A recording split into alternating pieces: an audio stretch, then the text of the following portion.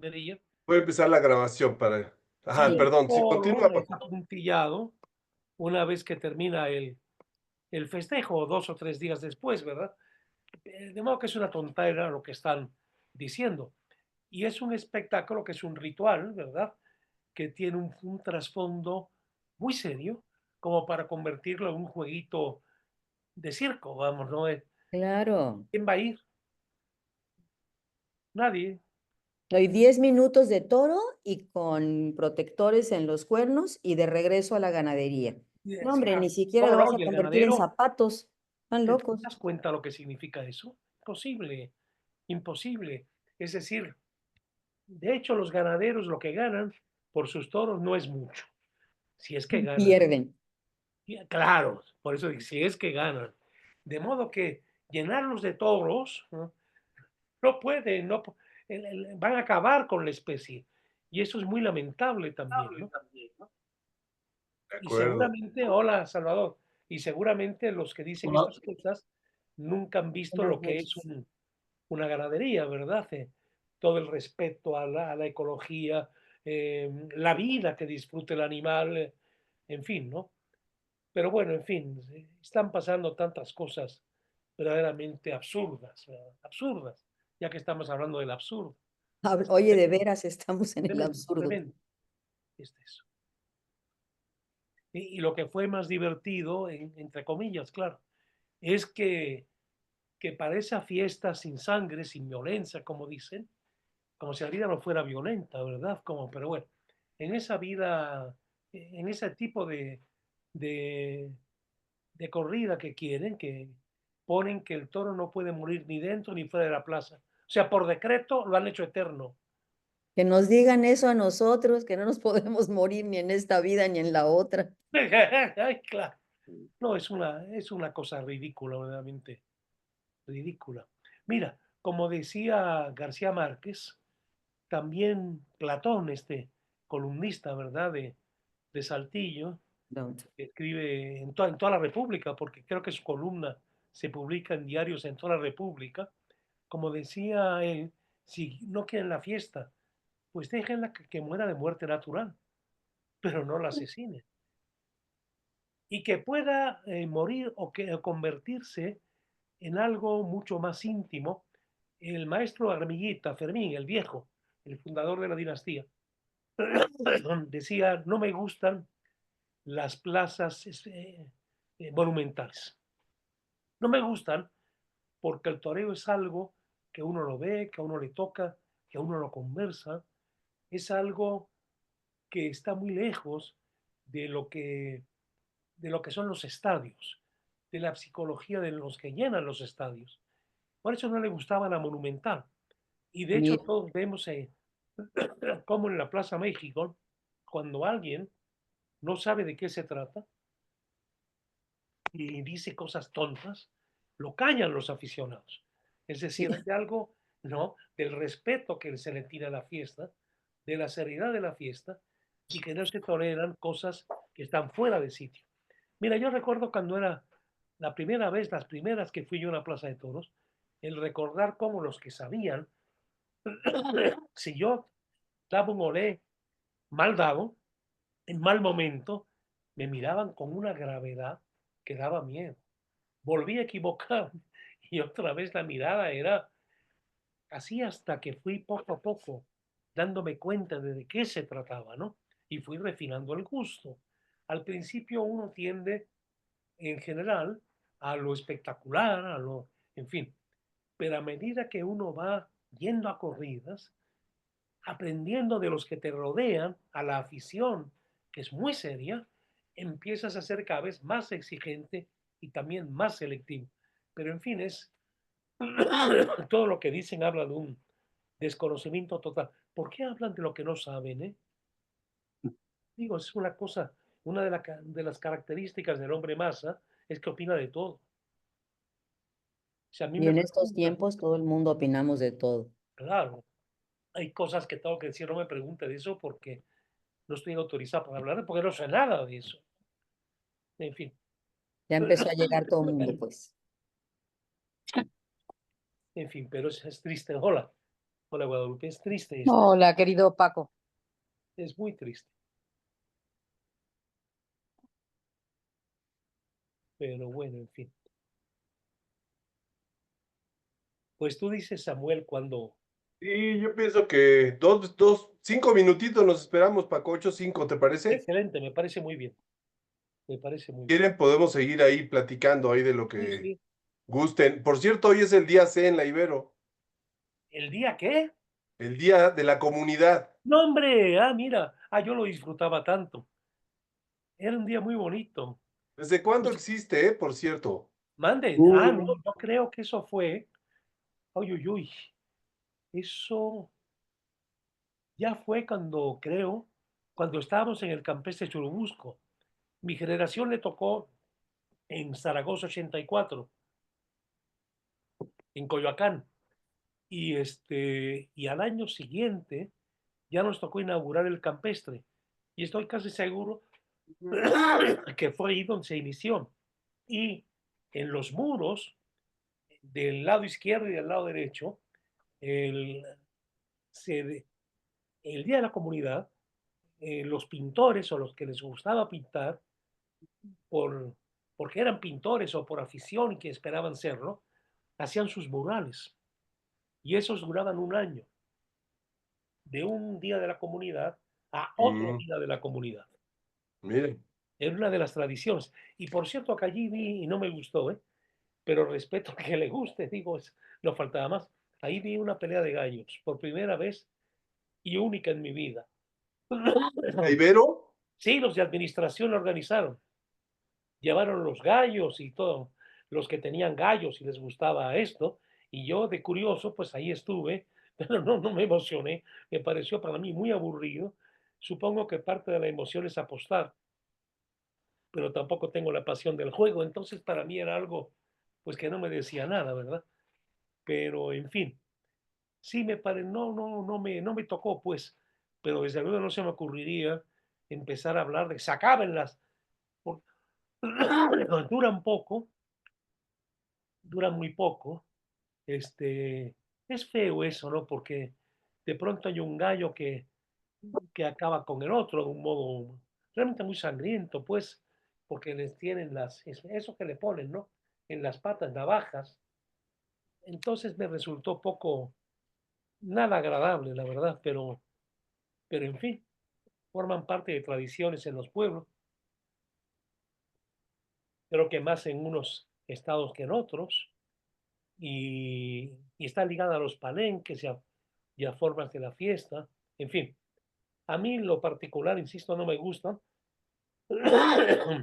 pero, pero bueno, es como el box que a mí tampoco me gusta, ¿verdad? Lo, lo, eh, lo que no se puede es comparar el toreo con esto, ¿eh? Porque si uno se fija, muchos boxeadores, aparte de que suelen hablar bastante mal, el, generalmente, aparte que pueden tener luego daños de los golpes que se dan, el hecho es que yo no sé que hayan desarrollado, eh, que hayan desarrollado, se hayan desarrollado en un arte en particular, por regla general, cosa muy diferente al toreo. El torero no termina siendo ni un borrachín, ni, ni mucho menos suele acabar arruinado. Tienen el sentido del hombre del campo, un cierto sentido del ahorro, un cierto sentido de la armonía, digamos, y por lo general son hombres de la tierra, tienen su terreno, si han sido figuras del toreo, un rancho, y ahí tienen sembradíos, en fin. El toreo más bien eh, espiritualiza al que lo ejerce, ¿verdad? Y, y en fin, cosa que no sucede, por ejemplo, digo, en el boxeo, ¿no? De las peleas de gallos, esto no me interesa, ¿no? A Juan Rulfo, que le interesaban, escribió lo del Gallo de Oro, primero como guión, luego como cuento, y luego ahí se basaron para la película, donde López Tarso estuvo bastante bien como actor, ¿no? Pero en fin, no se pueden ligar una cosa con la otra, son cosas muy distintas. Y ahorita está la telenovela del Gallo de Oro justamente en Televisa. Mira, no sabía, no sabía. La película no era mala, la dirigió Roberto Gabaldón. Creo que hay dos versiones, que hicieron dos películas, lo que llaman un remake, ¿no? Sí, La una primera, es con Blanca Guerra, ¿no? La más reciente. mira, esa no la vi, vi la primera, creo que era Lucha Villa y Ignacio López Tarso, que estuvo muy bien, como solía estar López Tarso. En fin, Pues son 8:05, Pacos, ¿te parece? Podemos órale, iniciar. Hoy es la mira, sesión 6, jueves 21 de marzo, Día de la Comunidad en la Ibero. mira qué Pues les bonito. damos la bienvenida. Buenas noches. Adelante, Paco. Sí, fíjate que, Buenas bueno, noches a espero, todos. muy buenas noches a todos. Yo espero que el próximo miércoles, que tengo que ir a atenderme lo del ojo, porque tuve que posponer la cita por la sencilla razón de que me dieron el análisis. Era larguísimo los resultados de ese análisis, muy largos. Yo fui con 10 días de anticipación y me los dieron en 15. Entonces tuve que posponer la cita, me la dieron hasta el miércoles próximo. Ahí ya me darán el medicamento real, la cantidad adecuada del medicamento, y espero que ya no esté con el ojo tan, pues, tan cerrado, ¿verdad? Como estoy ahora, y que pueda leer mejor. Así espero. Ojalá que sea desde el próximo jueves. Pero bueno, Ojalá. decíamos que hoy íbamos a trabajar sobre estas partes del mito de Sísifo, que se llaman una eh, filosofía y novela, otra que Kirillov, y la tercera, la creación sin día de mañana, la creación sin porvenir. Son los tres puntos que tendríamos que discutir. Hay que preguntarse por qué Camus centra al hombre contemporáneo en la sensibilidad absurda. Naturalmente que el absurdo es algo que se da desde que el hombre es hombre. Decía yo, recordaba yo a Miguel Hernández, tanto penar para morirse uno. Saber que vas dando tumbos en la vida, dando golpes por aquí, por allá, experimentando por allá y por acá, y de pronto finalmente ves con claridad lo que es lo tuyo. Y y le das el gusto a la vida, el golpe de gozo a la vida. Y de pronto, un buen día, enfrentas que te vas a morir, que todo va a terminar. Pequeños anuncios, la muerte de próximos, en fin. Y uno se revela, uno siente todo lo que, todo lo que he luchado para construirme a mí mismo y saber que paso, que soy efímero, que me voy, ¿no? Eso ya habla de una situación, pues en principio triste. Y sin embargo, cuando uno está ya en la despedida y ve la vida y ve el pasado y contempla, uno siente también un regusto de que a pesar de todo, me aferro a lo que fue, quiero lo que fue, no me arrepiento de haber vivido. Esto también es muy complejo y muy contradictorio. Pero ¿por qué tiene especial relevancia que lo plantee Camus justo después de la Segunda Guerra Mundial? Ya había habido antecedentes, el gran antecedente es Dostoyevsky. Yo compararía cómo era la vida antes de la Revolución Francesa, antes del siglo XIX, antes del siglo XX. En la Edad Media, a nadie se le hubiera podido ocurrir plantear la vida como absurda. No habría una literatura del sinsentido. Vean que toda la literatura del sinsentido, que la anuncia Dostoyevsky, que continúa con James Joyce, luego Franz Kafka, luego todo el surrealismo, el teatro del absurdo, Beckett, Ionesco, etc., Kelderove, etc. ¿Por qué en la Edad Media esto no podía suceder? Y esto no sucedió, a pesar de que los poemas que tienen que ver con el sentido trágico de la vida ya se dieron y ya se escribieron desde entonces. Ahorita no vamos a hablar de esto, pero yo sí les pediría para que se vea que, vamos, que se den cuenta que no estoy hablando, inventando cosas, leer 3 tratados, que esos 3 tratados son suficientes para darse cuenta cómo vivían las personas en la Edad Media.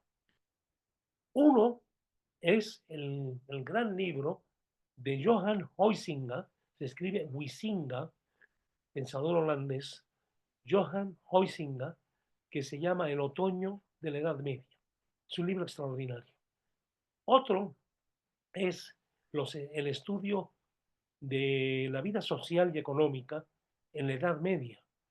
Ese libro lo escribió un belga, gran investigador belga, gran historiador, Henri Pirenne, Pirenne,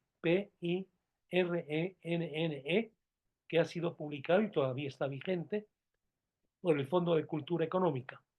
Y en general, las investigaciones de de un historiador francés, Jacques Le Goff, que buena parte de su obra también la ha publicado el Fondo de Cultura Económica. Lo que nos damos cuenta es que eso del absurdo no podía tener lugar porque había una vinculación esencial de todos los hombres y de todas las mujeres. Los de las clases más altas, los pequeños burgueses que empiezan a proliferar ya en la última parte de la Edad Media, y desde luego el pueblo llano. Pues sustentaba algo, el alimento de la creencia compartida, que esto es fundamental, y de las ideas que daban forma a esas creencias. Recuerden ustedes que ya en el siglo XIX, Plejánov, un agitador de la izquierda rusa del tiempo, muy amigo de Lenin y muy próximo a Lenin, diseñó pues el modo de comunicación en el sistema soviético. La prensa y los medios tenían que trabajar a través de agitación y propaganda. Es decir, primero movilizar a la gente, movilizar a todos a través de todos los medios, hacerlos sentir algo que había que enfrentar, algo que era inminente, algo que tenían que, que tenían que asumir de alguna forma, que había que movilizarse todos a una, o se perdían, o perdían lo que estaban construyendo, y luego periodos de calma en que se buscaba que todo entrara al sistema, que todo entrara a la doctrina. Así sucedía también en la Edad Media. Los murales, los vitrales, eran formas de indoctrinamiento, eran formas de concretar lo que era la historia del cristianismo, y al mismo tiempo en las prédicas era como la propaganda donde se nombraba lo que significaban aquellos episodios. Eso hacía posible que hubiese una comunicación social suficiente, suficiente para que las personas, si algo no les cabía en la cabeza, es que esto de vivir fuera eh, algo irracional o algo que no tuviera sentido. Todo ser humano tenía un sentido de estar en esta tierra. En la medida en la cual empieza a surgir las formas de individualismo ligadas al nacionalismo y ligadas, por tanto, a las conquistas, el señor feudal, más ambicioso, quiere hacerse más poderoso y establece alianza para derrotar a otro señor feudal, etcétera, etcétera, y así se van creando e inventando las naciones. Es decir, se rompe la patria natural, que es el pequeño territorio que se habita, y entonces viene la necesidad de, a través de la enseñanza y a través de la escuela, darle un sentido, un nombre, pues, a eso que se va a llamar la gran patria de todos los habitantes de un determinado territorio.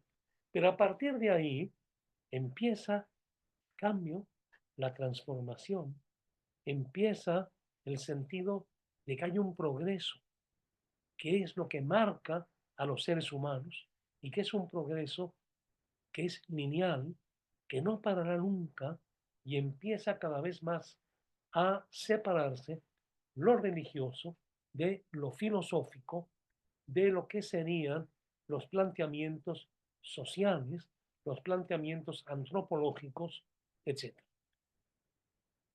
Camus, después de la Segunda Guerra Mundial, Camus es muy consciente, y como él muchos otros, de que no hay forma de vincularse, no hay formas suficientes que haga que se vinculen los seres humanos. Y esto es muy serio, porque si no, ¿qué va a haber? ¿Qué se va a multiplicar? La depresión. No me respeto a mí mismo. Los gringos, que son en esto muy pragmáticos, tienen esa división de los seres humanos que a mí me revienta entre winners y losers, ganadores y perdedores. Y si fuiste lo que ellos llaman un perdedor, que no se te dio nada, fracasaste en todo, o fuiste muy poca cosa, digamos, en todo, eres un ser con un sentido de indignidad y de no merecimientos totales. Recuerden, ya lo he mencionado, esa gran investigación de uno de los fundadores de la sociología. La sociología no es muy antigua. Todos los pensadores en el mundo han habido, los grandes, se han ocupado del asunto social, pero no se pretendía una ciencia de lo social. Eso surge hasta el siglo XIX con Augusto Comte. Recuerden ustedes que Augusto Comte decía que había una etapa, la religiosa, luego la metafísica, y finalmente se llegaba a la etapa de la cientificidad, a la etapa dominada por el pensamiento social que explicaría absolutamente todo. Yo a veces digo algo, cuento algo de la vida de Augusto Comte porque me conmueve.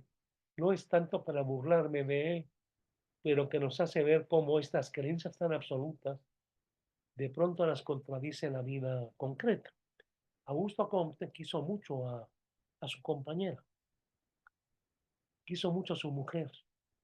Dicen que era una mujer muy hermosa, además de gran espíritu. Y cuando ella muere, una enfermedad terminal, estaba desesperado, estaba desolado.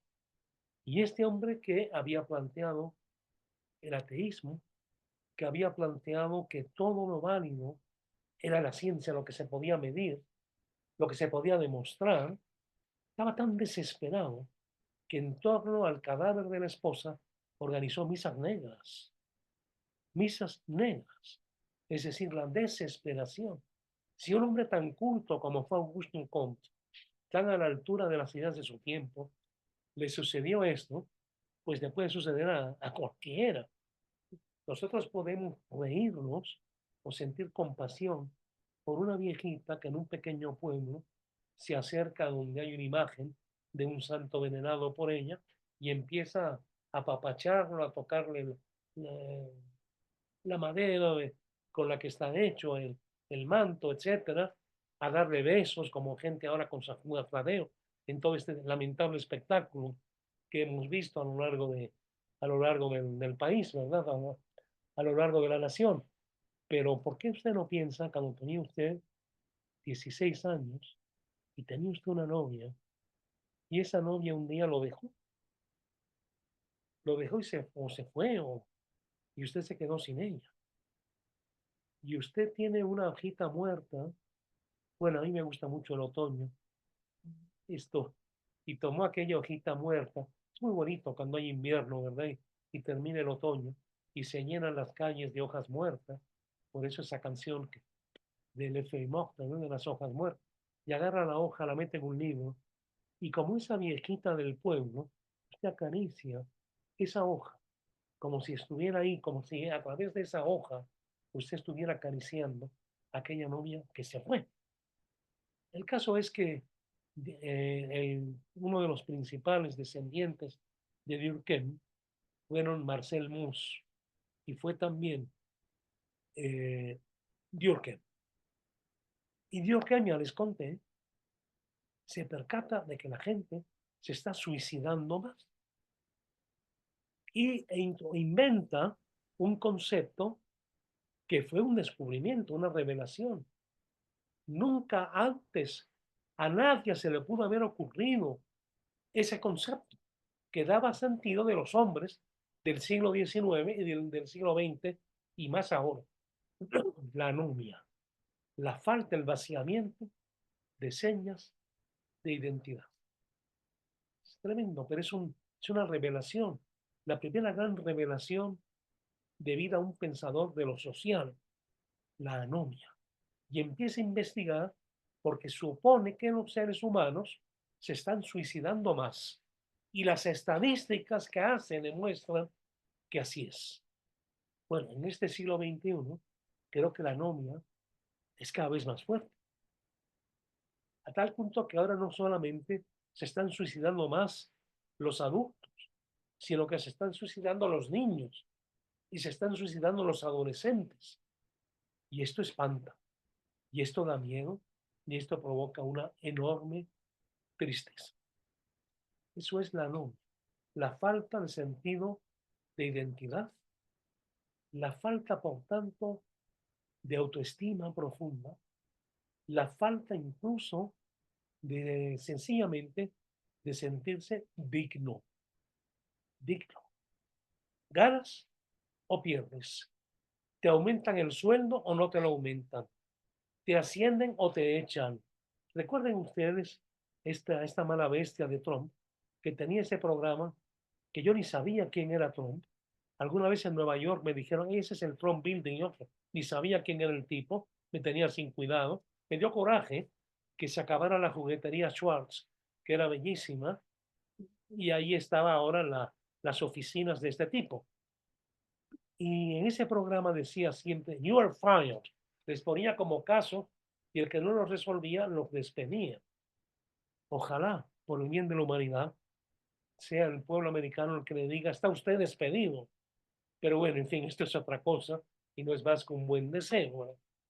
Pero empieza a perderse el sentido y también con toda claridad se da cuenta que lo absurdo ahora es un hecho social, para usar un término también muy neoyorquino, los hechos sociales, lo que se impone socialmente, los hechos sociales. Y frente a esta situación, sin haber ya ese fondo de una creencia, cuando no surge de ti una creencia, cuando incluso lo religioso te parece un sinsentido, no te lo crees, no lo puedes tomar en serio, en muchos casos, etcétera. Es que tomarlo en serio, no hacer una finta religiosa, un simulacro religioso, la fe es algo que de un modo así natural, pues no suele darse, no suele aparecer. Aquí hay que entrar algo, tiene que entrar un elemento que en la tradición católica y cristiana, católica más bien, que claro, es cristianismo también, se llama la gracia. Cuestión muy discutida a lo largo de toda la historia del pensamiento cristiano y del pensamiento católico más específicamente, la gracia. Pero un pensador como Camus se rebela contra esto porque no siente la gracia. Vean ustedes muchas conversiones de las que leemos, uno dice, ¿cómo? ¿Qué pasó en la cabeza de aquel hombre, de aquella mujer? Cuando uno piensa, por ejemplo, que Paul Claudel, que había perdido la fe, está en una misa en Notre Dame y de pronto siente una iluminación. Y a partir de ahí surge el católico Claudel. Es interesante también pensar que quizá la que sea, bueno, tiene varias, pero la obra, al menos la que a mí más me gusta, de las obras de teatro de Claudel, es una que se llama Partición del Mediodía. Para los que leen en francés, Partage de Midi. Claudel era un gran poeta, por eso todo su teatro sigue estando vigente. Las obras son más vigentes a la medida en que tienen mayor poesía, que es más honda la experiencia poética. Y Partage del Mediodía es el hombre en una relación con una amante, es un hombre que tiene esta gracia que le lleva a una ruptura que le hace romper con un deseo interior, con un deseo profundo de amor, de un amor que se diría un amor prohibido, etc. El mediodía, la media edad, la necesidad de un recomienzo animado por lo que considera un valor superior, etc. Y tantos otros. El caso de Francisco de Asís, que es especialmente conmovedor. Un niño bien, un Catrín, un señorito, hijo de un vendedor de telas, muy próspero, va a pelear la cruzada, porque no se lo cuestiona mayormente, es su deber, va a pelear a la cruzada y además con entusiasmo, porque creía, y cuando regresa triunfante y seguramente muy bien vestido, en una buena cabalgadura, de pronto ve un leproso y siente asco, y siente repugnancia, y quiere seguir adelante y algo le pasa, algo sucede dentro de él, digamos una iluminación, se hace violencia a sí mismo, baja del caballo, le das un alto al leproso y besa al leproso, el beso al leproso, y a partir de ahí cambia su vida radicalmente, es la gracia. Pero también como la mayor parte de los seres humanos no ha tenido esta experiencia de la gracia.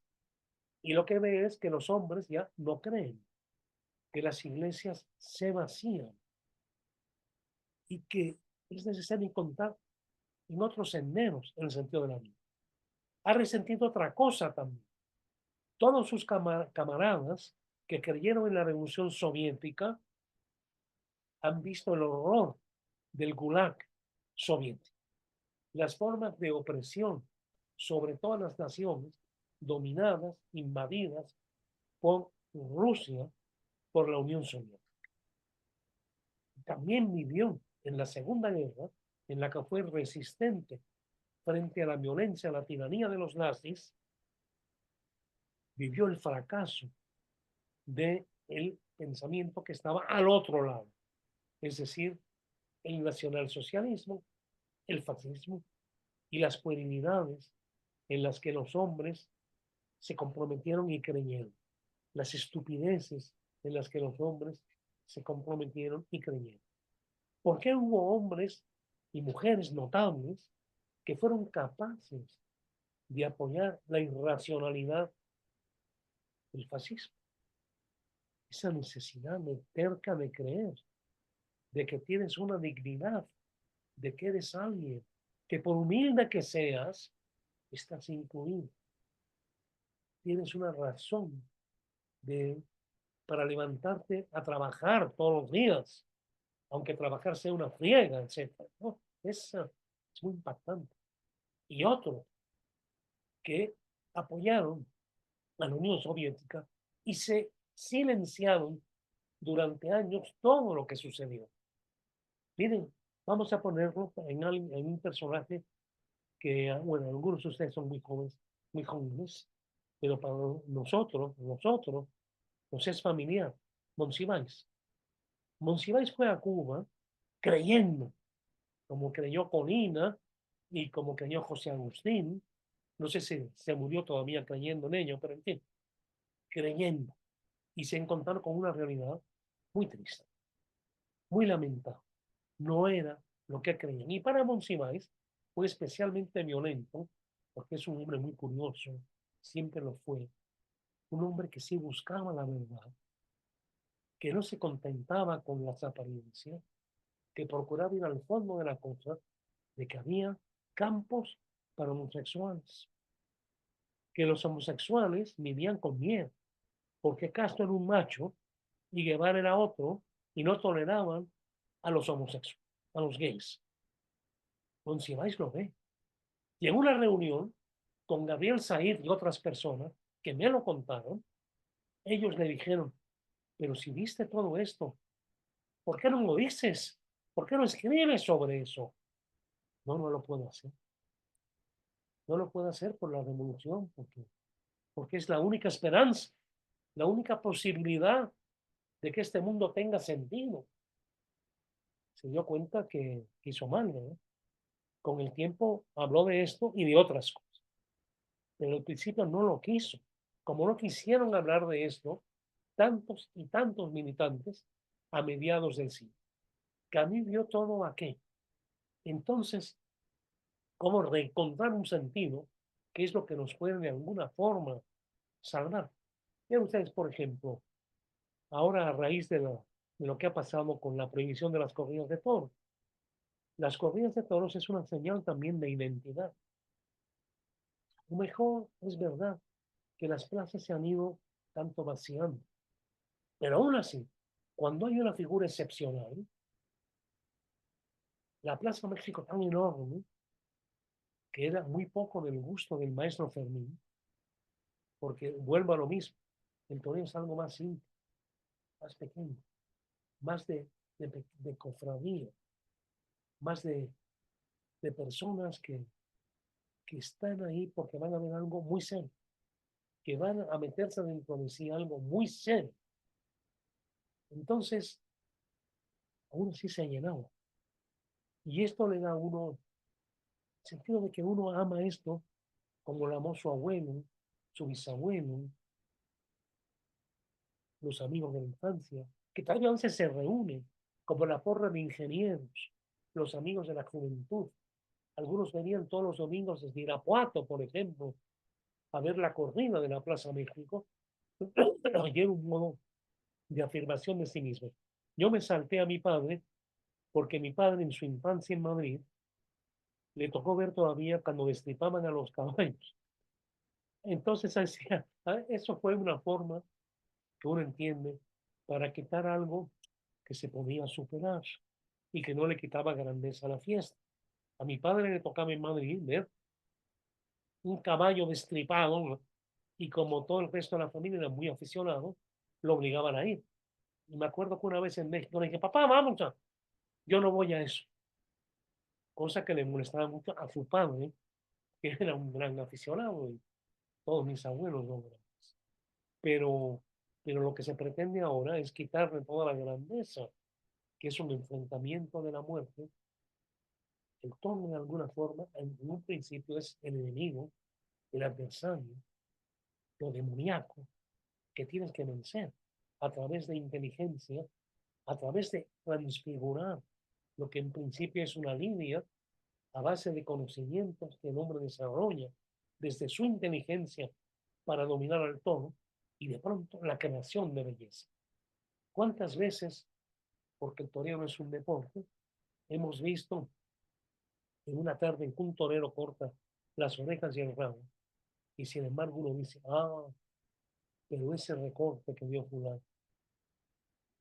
Eso pasaba mucho con el cancel. Triunfaban así objetivamente, orejas y el rabo, sus alternantes. Pero aquel afarolado, aquella serie de León, qué cosa. Eso es lo que te vas a llevar y lo vas a recordar. Y cuando estás triste, vas a sonreír, porque es algo tan bello, es algo tan hermoso. Bien, había que buscar algo. Eso sentía Camus. Y no pocos hombres de su generación que nos pudieran vincular una forma profunda y no efímera de vinculación, porque las formas de, de vinculación a través de la invención de una gran epopeya nacional, etcétera, son muy efímeras. Las revoluciones todas se hacen gobierno, y cuando se hacen gobierno se hacen burocracia, y, y van perdiendo toda idealidad, y entonces se va dando otra vez el vacío. La revolución dura muy poco, el fervor revolucionario dura muy poco, e inmediatamente viene lo más antirrevolucionario, es decir, la casuística. Todo es así porque sí y cumple, y si no, a la cárcel. Y si no, eres escindido de la comunidad, etc.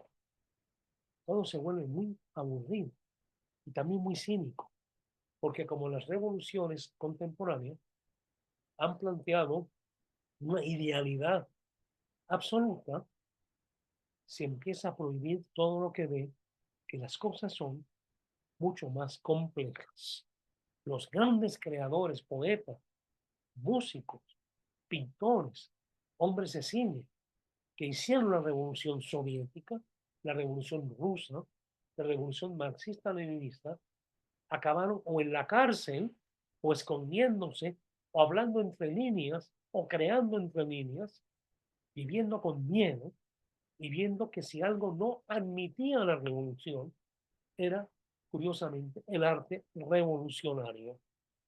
Shostakovich, por ejemplo, caso que todos conocemos, escribe una cuarta sinfonía extraordinaria y me gusta mucho, que rompe todos los cánones. No es bonita, claro que no es una sinfonía bonita. Y en medio de aquellos horrores de aquel tiempo, podía ser una sinfonía bonita. Podía escribir como un divertimento de Mozart o de Haydn. Eso sería ser mala conciencia, porque el mundo no te daba la realidad para eso. Y la cuarta sinfonía es una obra que requiere entrar en ella, que requiere decodificarla, que la gozas mucho más a la cuarta, a la quinta, a la sexta, la décima vez que la oyes, que la primera, que te das cuenta que hay una perfecta construcción, pero que también te expulsa, te duele, te mortifica, etc. Stalin no resiste la Lady Macbeth de Svensk, no la resiste y la censura y no la puede estrenar. El gran continuador de la música contemporánea que inaugura Mahler es Shostakovich, mucho mayor que Schoenberg, porque Schoenberg no tiene esa, ¿qué diré yo? Esa poesía que está presente en las grandes obras de Shostakovich, que a mí tiene que dar una respuesta a esto. No cree, no ha sido tocado por una gracia en lo que no cree, que no se le aparece. Y como Dostoyevsky, de aquí la importancia del personaje de Kirillov, y que como Dostoyevsky siente que él no puede ni siquiera acercarse, abrirse a la preocupación de la existencia de un Dios que permite la muerte de los niños, las desgracias naturales, etc. Es decir, que Dostoyevsky, sin embargo, perdón, a quien tanto admiró Camus y de quien tanto aprendió Camus, Dostoyevsky, sin embargo, sí estaba tocado por ese misterio que es la gracia. Y Dostoyevsky era un cristiano. Es decir, no asume a plenitud el absurdo, porque cree. Y creer siempre alivia. Y creer siempre te lleva a pensar, a decirte, a convencerte de que a pesar de todo hay una racionalidad, que a pesar de todo puedes expresar una plegaria, porque de alguna forma Él está ahí. Claro, es el Dios de los cristianos, el Dios encarnado, el Dios de la cruz, el Dios de la resurrección, y el Dios que asume todos los peores humillaciones que un ser humano puede padecer. Eso es cargar cruz, pero que al mismo tiempo es un hombre y que al mismo tiempo de pronto, porque hay una naturaleza humana en él, dices, Padre, ¿por qué me dejas? Padre, ¿por qué me abandonas? O llora sangre en el monte de los olivos, etcétera.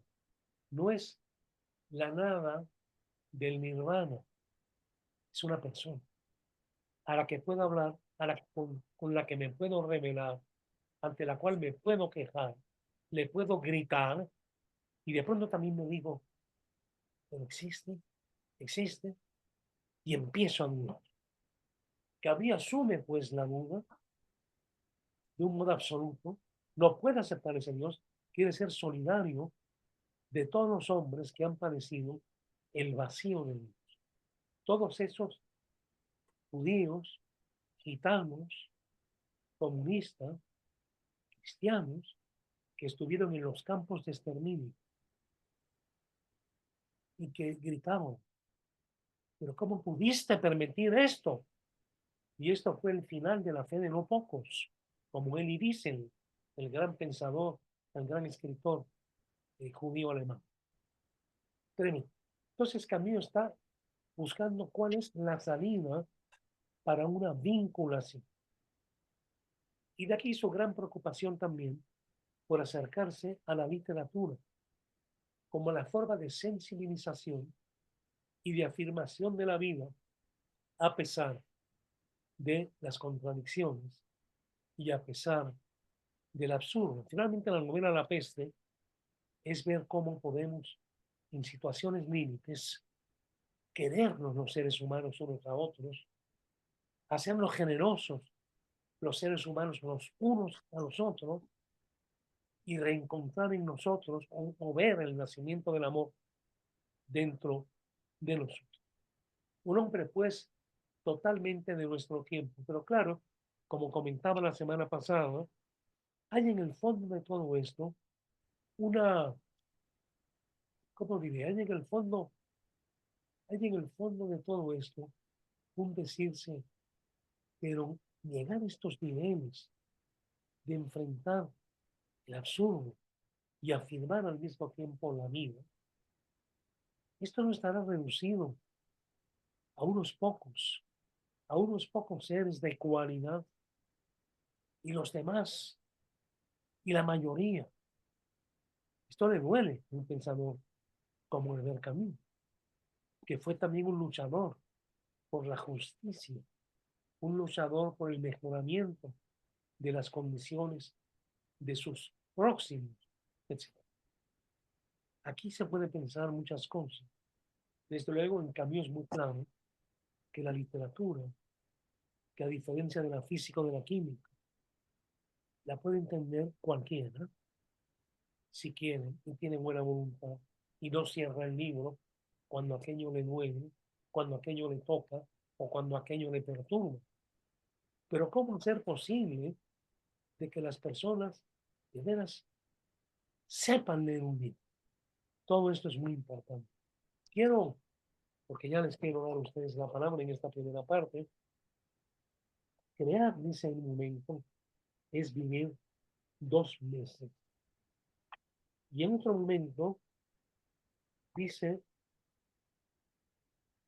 la obra de arte encarna un drama de la inteligencia. La obra absurda exige un artista consciente de sus límites. En fin, si el mundo fuera claro, esto es fundamental, creo yo, si el mundo fuera claro, el arte no sería. El arte no existiría. Hay personas que tocadas por su misma lucha interior, por haberse sentido excluida, marginada, etc., sobre la base de que hay una sensibilidad hacia un arte determinado, se ve obligada a crear, se ve obligada a realizar una obra y cuando termina la obra, lo único que ha hecho es darle forma, darle estructura a esa confusión, esas tinieblas interiores que van con él. Pero luego dice, y está bien, y está bien, y siento una satisfacción consigo mismo, a pesar de todo el dolor que ha contado en esa obra. Esa es la sensibilidad absurda y la afirmación de la vida, reconociendo y sobre la base del absurdo, de la existencia del absurdo. Esta gran preocupación camusiana por lo que significa el arte en la vida de los seres humanos es también de los grandes momentos de luz en toda su obra. Pero bien, decíamos que tenemos que discutir 3 partes. Una de ellas, 2 partes. Una de ellas, filosofía y novela, o filosofía y arte. Otra, Kirillov y la creación 100 días de mañana. Sobre este primer aspecto de filosofía y novela, filosofía y arte, pues yo quisiera oír sus puntos de vista, las lecturas que ustedes hicieron.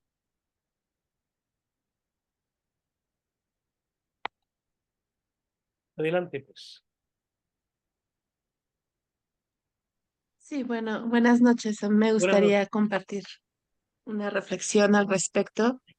Eh, Comparto la preocupación que exponía hace rato sobre los jóvenes, los adolescentes y su débil, casi inexistente relación justo con el arte, con las humanidades, con la música, con la literatura. Y podemos verlo en esta crisis que la llaman Marta Nussbaum silenciosa, pero yo creo que es escandalosa, Mm, del debilitamiento de estas áreas en la educación. esto. Eh, Porque justamente es el arte, la música, las humanidades, la literatura, lo que nos acerca a lo que somos como seres humanos.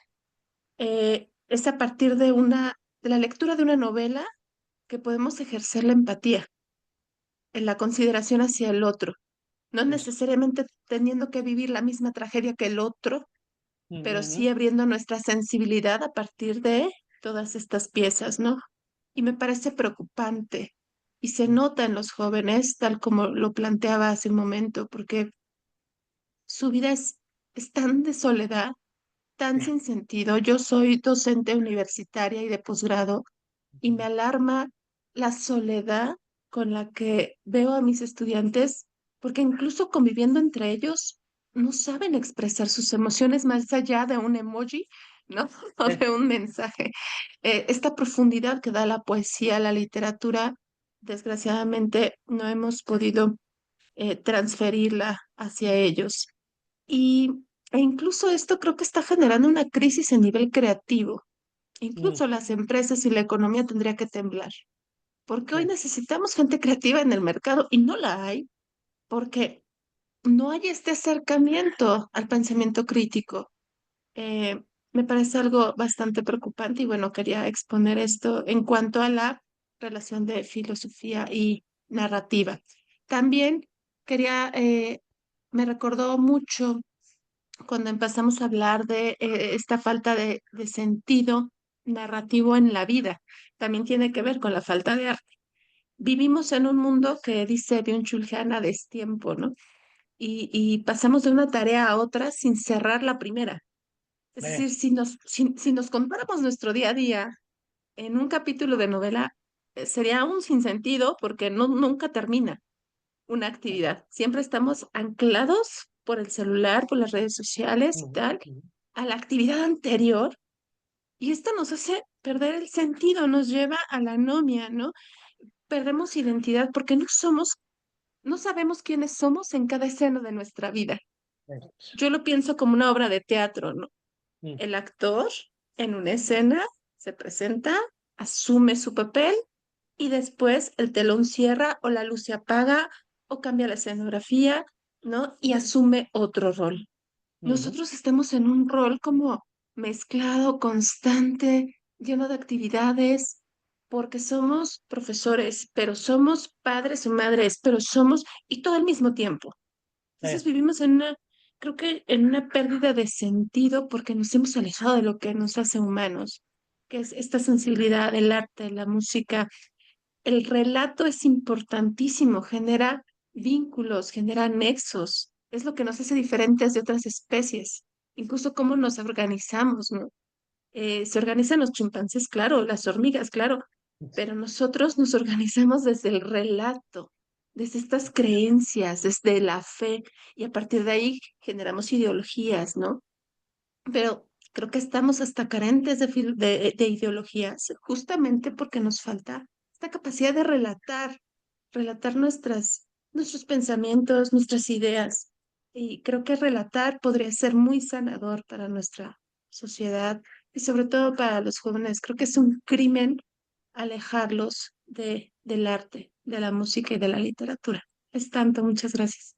no, gracias a ti, yo estoy totalmente de acuerdo, en consonancia con lo que estás diciendo, ¿verdad?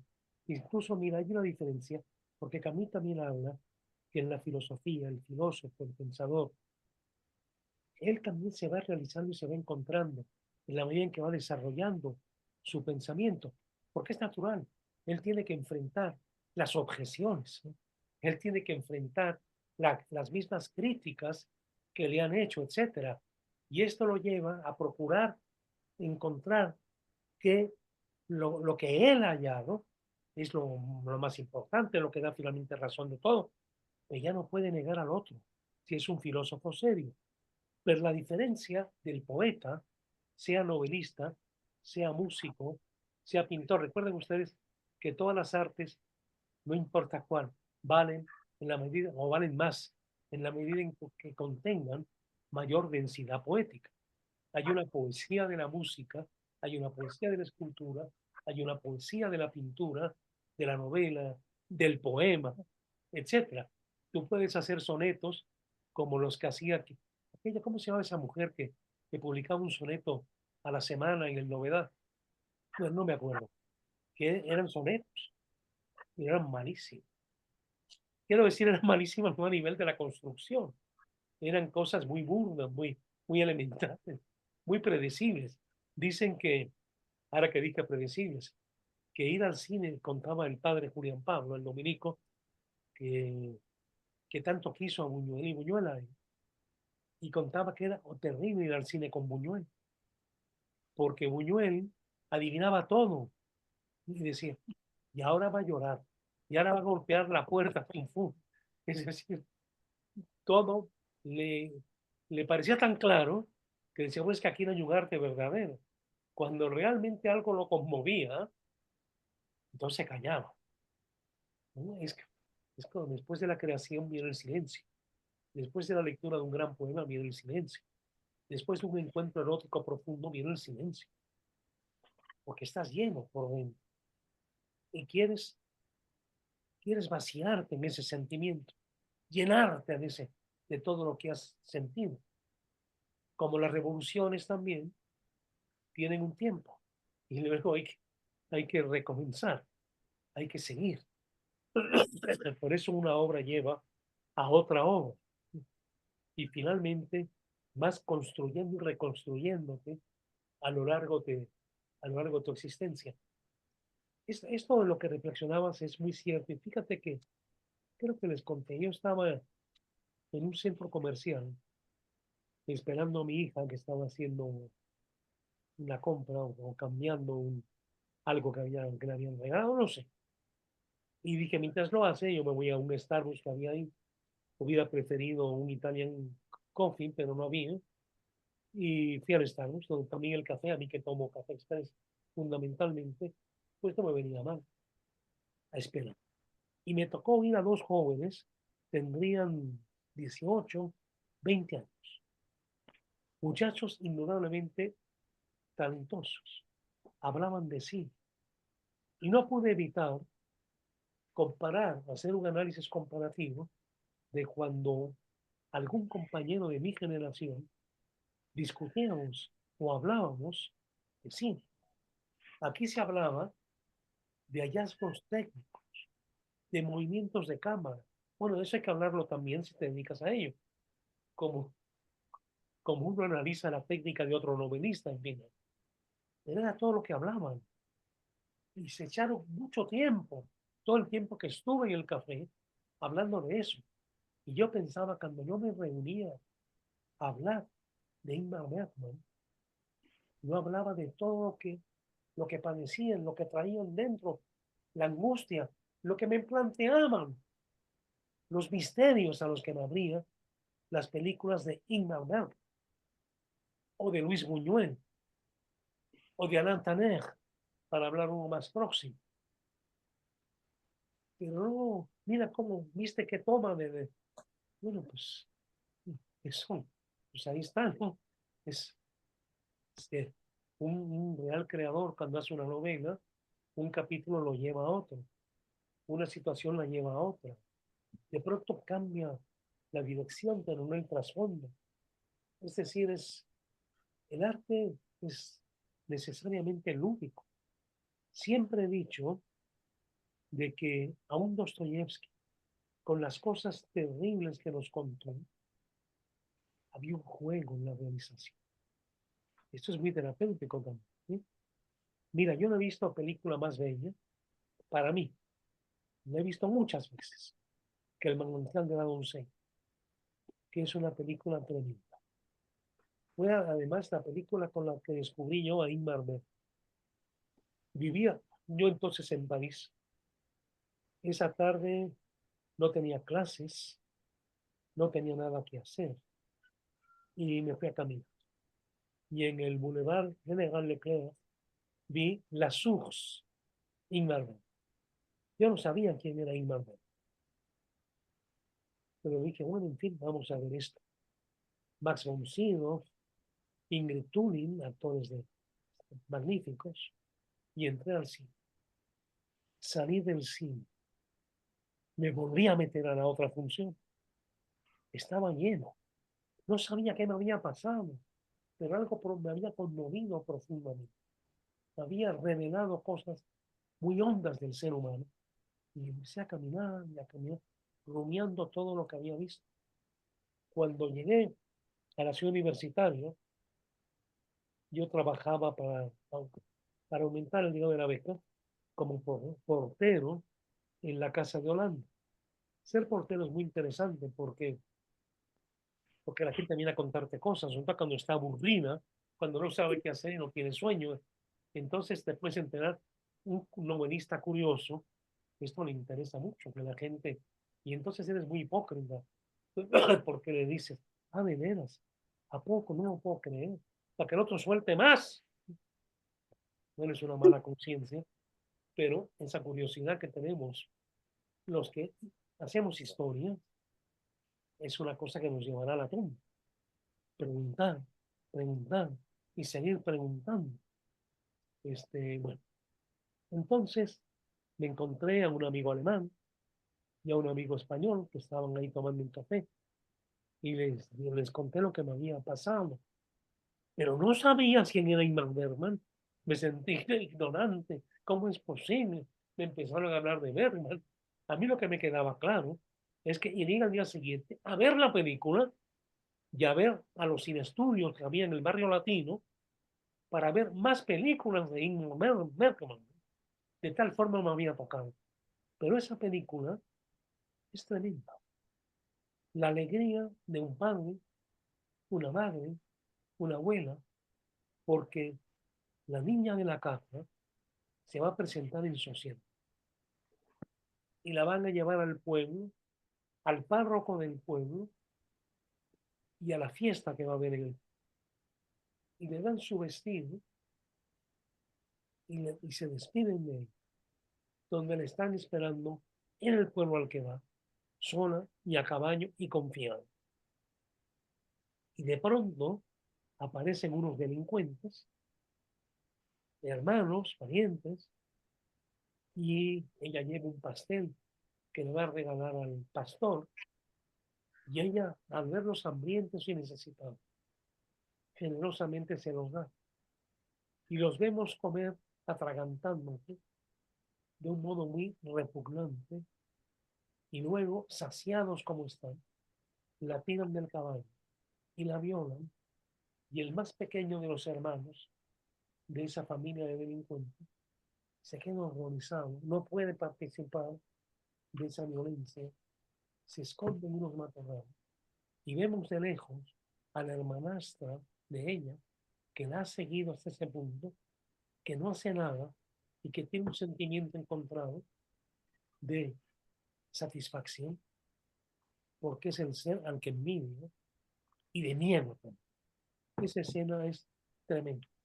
Y luego la dejan ahí abandonada, la desolación, el dolor, el agarrar, avanzar, y entonces se compadece, vean el absurdo también, uno de los violadores, y le tiene una piedra y la mata.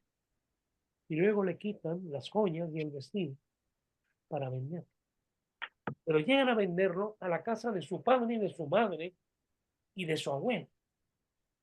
Y entonces vemos el padre de familia, el padre de que vence el llanto, que es un llanto interior, y empieza a prepararse para tomar venganza y satisfacer de alguna forma lo que su hijo hubiera deseado que hiciera, piensa él. Es un ritual. Se prepara no come, ayunas, tiene que matarlos en ayunas, pero tiene que sacrificar. Y le dan el vestido. Imagínense ustedes la madre frente al vestido ensangrentado, etc. Y finalmente los va matando a todos. Luego, guiado por la hermanastra, va al lugar donde mataron a su hija. La recoge y la cae. Y en el punto donde ella había sido violada y asesinada, de pronto de la tierra surge una fuente. Es una película de una poesía intensísima. Es una poesía que habla también de la vida como algo que tiene un sentido. Está el bien, está el mal, está la necesidad de encontrar la luz, está la necesidad de redimirnos a nosotros mismos. Y ahí podríamos continuar por la multiplicidad de significados que tiene esta notable obra, como tantas otras que hizo Persona, El Séptimo Sello, Sarabanda, que fue la última, que es tremendo. Bergman tocado por todo el mundo contemporáneo, en fin, todas estas cosas. Pero eso es lo que yo siento que si hablo de cine, pues es lo que discutía yo con mi generación o con las personas de mi generación que estudiamos comunicación o letras, filosofía, no de verte, fijarse qué movimiento de cámara, cómo entró la luz, ¿no? Sobre la muchacha. Eso está bien para un laboratorio en una clase. Esas cosas me recordó también que estaba yo en el Ecuador en unos cursos de comunicación en ese centro que creó la UNESCO en Quito, Ecuador, lo cual sería también absurdo, en una ciudad en aquel tiempo muy provincial, era como un pueblito, con su encanto, porque está ahí entre las montañas y al mismo tiempo está llena de este encanto de esas ciudades de la época del virreinato, en este caso del virreinato del Perú. Y bueno, el caso es que nos están enseñando a hacer análisis de contenido en los periódicos y nos repartieron notas periodísticas. Y la que me tocó a mí, que tenía que medirla, era el suicidio de Henri de Monterland, uno de los autores que yo más he admirado. Y dije, no puede ser, esto es una cosa prosaica, ¿cómo yo ponerme ni a contar cuadratines, ni, ni a ver unidades de significado? Como Humberto Monterland, que fue tan importante cuando era yo un joven lector. Bueno, entonces todavía era joven, pero no tanto. Y Monterland me gustaba mucho por todas las cosas, ¿verdad?, que aprendí de sus obras, sobre todo una obra que se llama La ciudad cuyo príncipe es un niño, que es una ciudad tremenda, una ciudad, ¿sí? Un colegio de curas, en la secundaria, un colegio de jesuitas. Y en esa escuela hay un niño que lo seduce a todo, un adolescente, un joven adolescente, que lo seduce a todo, entre otros, a uno de los profesores, a un jesuita joven. Y en cuanto se da cuenta el padre director de lo que de hecho está pasando, porque se da cuenta que el otro cura, el cura joven, no quiere asumir el deseo que ha tomado posesión de él, disfrazado o cubierto por el deslumbramiento de la belleza de aquel adolescente. Y claro que lo sacan del colegio, lo mandan a otro lugar, lo mandan a otro lugar, la ciudad cuyo príncipe es un niño, porque el resplandor, el deslumbramiento que provocaba aquel chiquillo había enloquecido a todos. Los alumnos mayores de los últimos grados que violentaban, hoy en día dirían el bullying, a los otros, a él no lo tocaban. Era un encanto, era la gracia también. Es una obra llena de significado. Quiero decir que por otro lado, ya que estamos hablando de una obra de Monterland, con el tiempo supe la pederastia de Monterland, la negación también de sí mismo, de Monterland, que en muchas obras hizo pose de ser un macho, el concepto tradicional de macho, incluso escribió la obra de un Don Juan, de un seductor, que son 4 novelas, de una misoginia, por otro lado, terrible, novelas muy bien armadas, por otro lado, pero los títulos lo dicen todo. Las jóvenes, el demonio del bien, las leprosas, etcétera. Son 4, ahorita que me estoy olvidando el nombre del demonio del bien, en fin. Y mentir para dar una imagen diferente a lo que realmente sucedía en Tomé. Este ya es el drama del escritor. Pero vivió otra vida a través de su creación literaria. El ser que hubiera querido de alguna forma ser, la imagen que quería dar, la pose a la cual sucumbió. Y sin embargo, a pesar de todas estas tristes cosas, creó una obra muy fuerte, una obra muy sólida y una obra que no podemos decir si hacemos un análisis profundo de la persona en que la hizo. Con el tiempo vi muchas fotografías de él de niñito al lado de su mamá. Su papá murió cuando era muy niño y me di cuenta que había un arrobamiento de la madre con el niño, una dependencia, por tanto, muy fuerte de la madre. La madre casi lo vestía de niña y una necesidad de afirmarse, en fin. Por eso fue futbolista, estuvo en el equipo amateur en una olimpiada, ¿no? En fin, cosas o sea, como gimnasta. Algo que te habla de cómo un ser humano puede estar lleno de dolor, de contradicción, de la literatura te ayuda a conocer esto también. Cuidado, ¿eh? Ve también la paja en ti mismo. No, la paja en el otro y la que está en el tuyo también, ¿no? La literatura es también transfiguración. Y esa transfiguración, vamos a decir, de modos realmente muy diversos. Pero la literatura te obliga y ser lector, perdón, este problema que tengo yo también se refleja en la voz. Y de pronto me apeno mucho porque siento que estoy perdiendo la voz. Me han tranquilizado porque me han dicho que con la cantidad justa de medicamento que me van a dar una vez que vean el análisis, esto se va a superar, lo cual me da gusto. Aunque de pronto siento hasta la voz como gangosa. Y me dicen, no se te oye, no, yo me la siento. Y eso le dije a la doctora y me dijo, claro, uno en ese tipo de enfermedad, uno lo siente antes que los demás. Pero bueno, en fin, digo todo esto un poco para explicar, ¿no?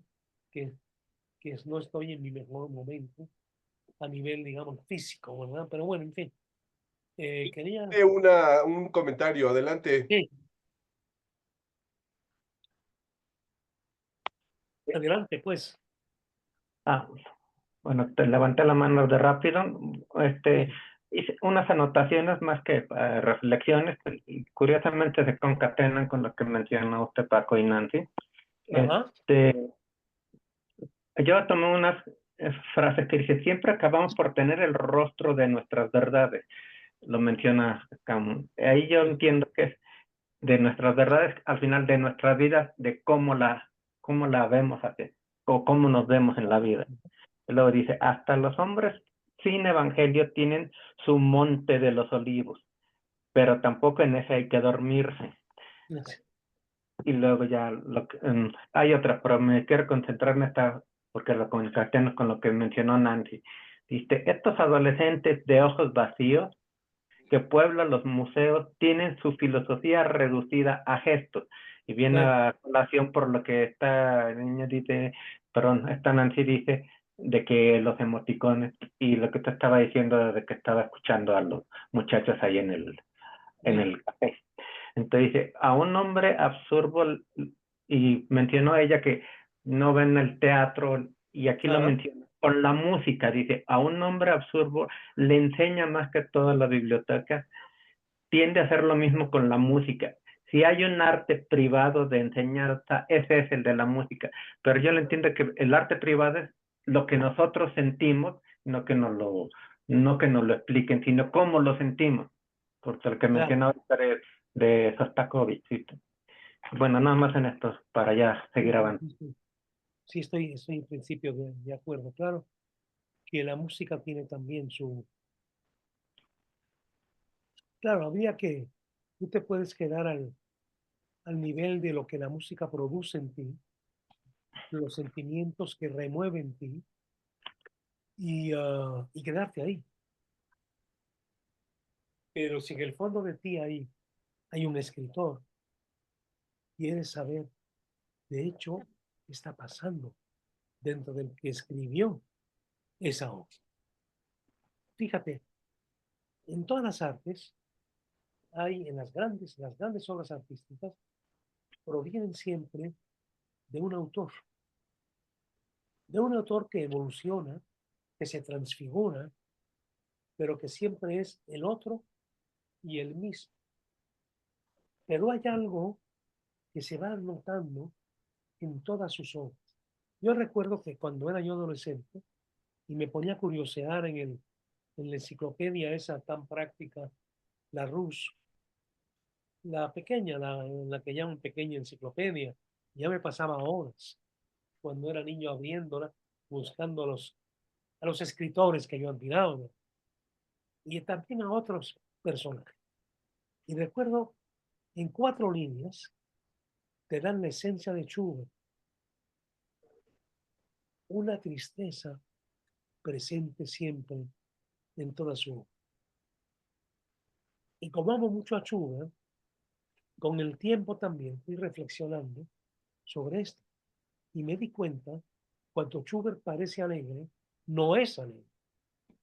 El quinteto La Trucha, ese quinteto maravilloso para piano y cuerda, uno dice, ¿qué? Parece Mozart, pero es triste. Óiganlo más de una vez. La melancolía que toca. Schubert era un hombre muy triste. No llegó ni a los 30 años. Y escribió una obra tan vasta, tan larga, basta en el sentido, basta con V, porque lo otro sería ordinario, como la de Beethoven o como la de muchos otros. En A mí me tan pasa con los grande. cuadros de Mussorgsky. A mí me pasa eso con los cuadros de Ah, Mussorgsky. sí, sí, sí. La obra de Schubert siempre es triste. Y Ujú, las sonatas ujú. ni se diga, porque rompe uno interiormente en llanto cuando y era aparentemente el mismo, un hombre muy alegre, muy amigo de sus amigos. Dice que la trucha le escribió después de que se fue a pescar con unos cuates y comieron unas truchas deliciosas. Y estaba contentísimo y empezó a improvisar lo que sería esa obra, que es una maravilla de melancolía, de expresión de la melancolía de un modo totalmente lúdico. Es la complejidad, pues, del arte, ¿no? Fíjate, incluso a nivel de revelación del conocimiento, a través de la intuición. Cuando uno analiza la, a Aquiles como homo erótico que era, sigan todo lo que nos cuenta de Aquiles Homero. Homero es hijo de una mujer que odiaba a los hombres, que había sido violada, que lo viste de niña, etc. Y entonces, además, cuando lo meten al agua, que se vuelve intocable, digamos, lo único que no le moja el agua bendita, digamos, pues es el tobillo, el talón, el talón de Aquiles. Pero no había Freud en aquel tiempo. No necesitó de Freud, Homero, para darnos a Aquiles.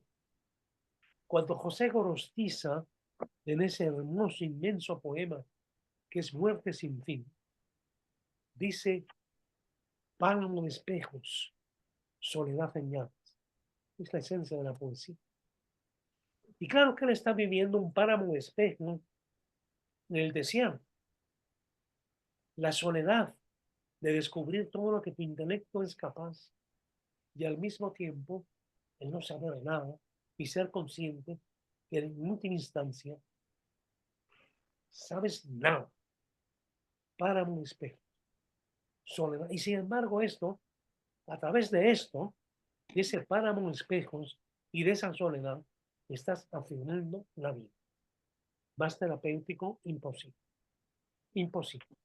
Y todo ese gran poema de Gorostiza, al que le dedicó una mujer que como persona concretamente era muy antipática, pero que escribió un gran libro. Hablo de Emma Godoy, y que escribió ese gran estudio que publicó el Fondo de Cultura en Letras Mexicanas, que es un estudio extraordinario sobre muerte sin fin. Digo que me era muy antipática por, bueno, porque me era muy antipática. Entonces, hay quien te cae bien y hay quien te cae mal, y contra eso no hay nada que hacer, hay que de alguna forma que asumir, ¿no? Y que alguien que te sea antipático no te lleve a sacar una pistola y matarlo, por ejemplo, ¿no? A controlarte, pero también a aprender de ese otro ser que te es antipático. Como yo en mi caso particular, creo que aprendí mucho de la lectura de Proust, aunque Proust siempre fue un autor que me era muy antipático, incluso en su propia literatura. Pero en fin, filosofía y novela nos dice cosas de verdad que yo considero sumamente definitivas para entender lo que es la creación artística y la necesidad de la, del proceso de creación, seamos o no realizadores de obras de arte, en nosotros como escucha, como lectores, como espectadores, etc. Esta cosa de el arte no se explica, es algo que se siente, algo que te llena de pronto, algo que incluso las inclinaciones que hay dentro de ti mismo y que descubres frente a determinados creadores, un sentimiento de proximidad, de profunda proximidad y también de rechazo, de antipatía. Pero cuando vas sobre la obra y decodificas la obra y te das cuenta que hay revelaciones importantes y una perfecta estructura, respetas al otro, al que es distinto a ti. Por eso la educación es tan importante a través de lo literario. Como decía la compañera, tu nombre es Nancy. Nancy. Es tan importante que el niño esté expuesto a esto, a poder ir nombrando lo que va sucediendo dentro de él. ¿Perdón? ¿Algún otro comentario? Bueno, miren, hay algo más que tiene ahorita mucha actualidad. Quiero llegar a Kirillov, por lo menos a lo de Kirillov. Pero lo de Camus tiene un significado también para nuestro tiempo, otro más, y que tiene que ver con lo que estamos presenciando en este momento en el mundo. El día de ayer alguien me mandó la conferencia de prensa de Emmanuel Macron cuando lo fue a visitar el actual jefe de gobierno del Canadá. El que me lo mandó, se lo agradezco mucho, oí todo el discurso de Macron y toda la respuesta del canadiense. Me acuerdo que le contesté, ya ves que allí en la computadora, en Facebook, uno pone me gusta o no me gusta, o comenten, bueno, y puse nada más, civilización. Civilización. El discurso de Macron fue impecable a nivel formal, pero además también poniendo la idea de que veo este cambio. Europa podía servirle esto para reencontrarse a sí misma en lo que Europa ha sido de iluminadora para la humanidad. Y el canadiense, que no es ya Justin Trudeau, todos dominados por la influencia americana, inglesa, decimos Justin. pero no es del Canadá francés, ese apellido es francés, y es Justin, o diga si no, Justino, Justino Trudeau, ¿no? Ya españolizado, pero en fin. Y el canadiense le responde en francés, en un francés bastante correcto y con bastante poco acento, porque ya ven que en general los americanos, no los canadienses, tienden a hablar cualquier lengua muy mal. Yo recuerdo un crítico norteamericano especializado en literatura mexicana, al que yo realmente quise mucho y estimé mucho, venía a México todos los veranos a reunirse con escritores y tomar notas, era un investigador. Yo recuerdo que con todo lo que había leído y entendido además, siempre hablaba porque yo, por ejemplo, el Ricardo Garibay, decía, ay Dios, está acabando con el español, sentido horrible, que es que no puede hablar con más fuerza, ¿no? No, a diferencia de los alemanes, ¿no? Que tendrán acento también, claro, es muy difícil transfigurarte y hablar otra lengua sin acento, ¿no? Pero un alemán hace el esfuerzo de darle la raíz a la lengua que está hablando, ¿no? Pero el americano, miren, y esto, claro, sobre todo, si hablan de ciertos autores o lee ciertos textos, es muy feo, acaba con el texto, ¿no? Le quita toda la elegancia de ese texto, ¿no? Pero es una cosa. Pero lo que voy es que este canadiense, de pronto, le habla a los que están ahí que hablan inglés y de alguna forma traduce lo que acaba de decir en francés por cortesía al anfitrión. Pero lo que había en el fondo era lo que decía Macron, era esta necesidad de una Europa que se reencuentra a sí misma, que sepa que tiene que continuar una tradición que está muerta. Y que un tipo como Trump, si algo bueno han tenido para ellos, es hacerle sentir de que andaban en la luna de Valencia. Es decir, que se hayan olvidado de lo que como europeos tenían y podían aumentar a los maristas. A lo mejor esto queda en pura retórica, pero eso no viene. Nada que ver con el modo en que habla y las vulgaridades que dice el señor Trump.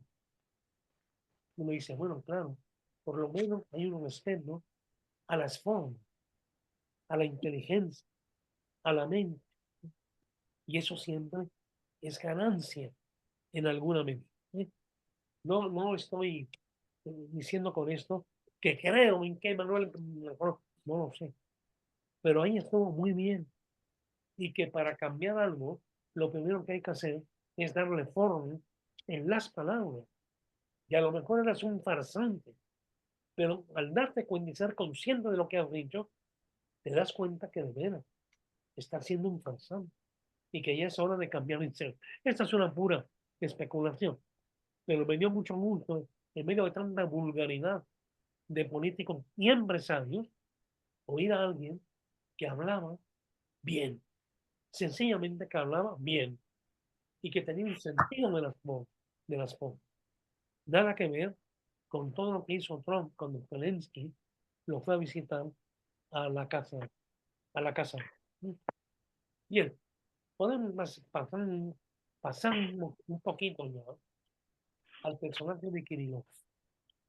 Si alguien tiene y muestra por primera vez en la literatura y en el pensamiento una sensibilidad absurda, absurda, es el personaje de Kirillov. Kirillov es el hombre que fue un ingeniero que forma parte de un conjunto de camaradas que están luchando, inspirando para hacer la revolución.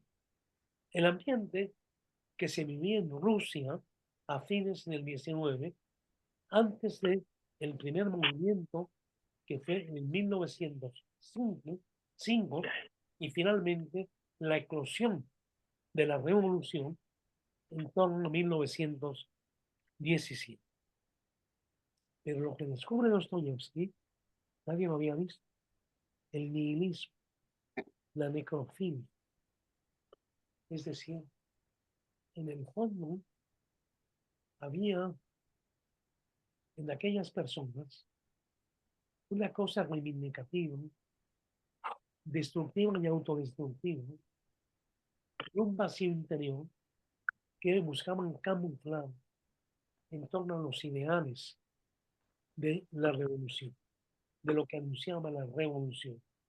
Esa novela que se llama Los demonios, donde Kirillov es uno de los muchos personajes de enorme complejidad, es una novela que tienes que darle tiempo.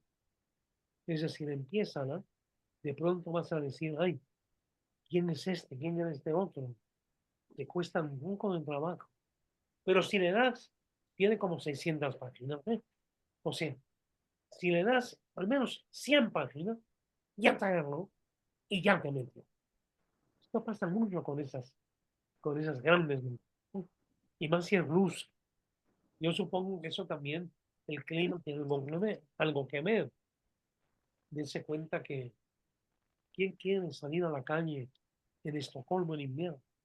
¿Quién quiere salir a la calle en Moscú o en Leningrado, en San Petersburgo en invierno? En Madrid lo sabe en invierno y va feliz al bar, a unas tapas, a comerse, a hablar, a discutir y a olvidarte del frío. Puedes caminar y ya con la copa y la tapa se te olvidó el frío. Pero en Estocolmo, vean ustedes que la crisis de un matrimonio, en la película de Bergman, que es magnífica, escenas de un matrimonio, ese tipo de violencia, pues solo se puede dar en un lugar tan frío como Estocolmo. ¿Por qué? Porque la pareja que se pelea, de pronto, "Ah, ahí te veo al rato". Se va a la esquina, se toma una copa y ya regresa sin enojo a la casa, ¿no? A hablar. Y la otra se va con sus amigos, a lo mismo, a sus amigas, a caminar. Y luego ya, pues, pasó algo. Claro que pasó. Y claro que volverá. Pero por lo pronto no fue tan excesivo. Son formas a los que nos condiciona también el, el clima y el lugar que habitamos, etcétera, etcétera. Kirillov se plantea la cuestión de Dios. De alguna forma siente que si Él no existe, todo está permitido. Que si Él no existe, no habrá ese vinculamiento a la larga entre los seres humanos. Que si Él no existe, no hay garantía de que este mundo tenga orden y concierto. Pero al mismo tiempo se da cuenta que no cree y quiere demostrar a él y a los demás que tienen que hacer un cambio sin Dios, en el que tampoco cree, pero es la única salida. Y así mismo, que puesto que él se ha matado, le va a decir a Dios que no existe. Y él se va a convertir en un Dios para sí mismo. Es un personaje tremendo, como todos los personajes de esa gran novela que es Demonios y que tanto impresiona a Camus. Incluso él mismo, Camus, hizo una adaptación al teatro. Le puso Le Possédé, los poseídos. Y yo tuve la dicha de verlo en un héroe, cosa que me impactó mucho. Yo no, estaba estudiando la carrera de Ibero, comunicación, en el teatro, en lo que ahora es el auditorio. Allí se presentó extraordinariamente bien actuado, con novedad, una puesta en escena que no olvidaré y que claro, a partir de ahí dije, tengo que leer la novela. Pero me impactó que Camille la llevara al teatro. Tanto la había tocado. Porque es un personaje revolucionario que no creen, revolucionario que parece que lo que están buscando y lo que está dentro de ellos es un sentimiento de muerte y de destrucción. Esto le tenía que haber tocado tanto que lo tiene que llevar a la escena. Y en la escena, en el ritual del teatro, esto lo están viviendo ahí frente a ti, híjole, y se te mete dentro porque la novela tienes que analizarla, tienes que releer, tienes que hacer silencio, pero en el teatro te hacen sentir existencialmente lo que está pasando dentro de cada personaje. Esa fue una gran actuación de un actor que dejó algunas grandes escenificaciones cuando era muy joven, Enrique Rocha. Hizo un Hamlet espléndido, hizo un Mestagrón espléndido en Los Poseídos, que es la adaptación de Los Demonios. Les pido, por favor, aunque quisiera oírlos a ustedes, ahora ya me estoy olvidando la voz y me doy cuenta que es cuando me toca tomar el medicamento. Y no lo hice, y porque no lo podía hacer, y me dijeron que esperar a la hora, en fin. Ustedes tienen la palabra. ¿Qué fue Kirillov para usted? ¿O ese Kirillov visto a través de los ojos de Albert Camus?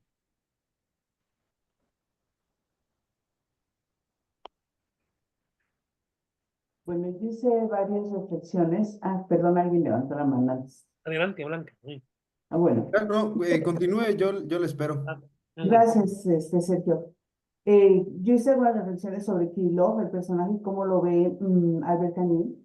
Y Kirillov dice: me mataré para firmar mi insubordinación, mi nueva y terrible libertad. Pero Kirillov, al cometer el suicidio, cae en el máximo absurdo, si es que nos apegamos a lo que dice Camus, según entiendo. En realidad, con el suicidio, pues no se resuelve el absurdo, porque como hemos visto, el suicida muere, pero el mundo absurdo continúa, aunque desde luego no para él, sí para el resto de las personas. Luego dice: nunca vi, en algún momento en el primer capítulo, en las primeras páginas del libro, Camus escribe: nunca he visto a nadie morir por el argumento ontológico, pero Kirillov se suicida y su argumento, si Dios no existe, yo soy Dios, ¿no tiene acaso una respuesta a ese argumento? Y luego, más bien una respuesta, sino una relación con el argumento ontológico. Y luego, aunque diga que afirma su insubordinación, Camus escribe que matarse es, en cierto sentido, y como en el melodrama, confesar. Es confesar que la vida no supera o que no la entendemos. Luego, entonces, el suicidio de Kirillov es un acto absurdo, el máximo acto del absurdo. Así es como yo lo vi en el capítulo. Las breves páginas se escribe dedicadas a Kirillov, Albert Camus. Sin embargo, me hizo pensar mucho en la muerte y en otras cosas que hemos visto aquí, Paco, y que es el hecho de que si la vida no tiene trascendencia al final, pues, porque al final siempre está la muerte, hagamos lo que hagamos, y si en consecuencia el suicidio es el único problema filosófico, eso quiere decir que sin muerte como consecuencia de la vida no habría ni problema filosófico ni absurdo desde la perspectiva camusiana y desde donde yo lo entiendo.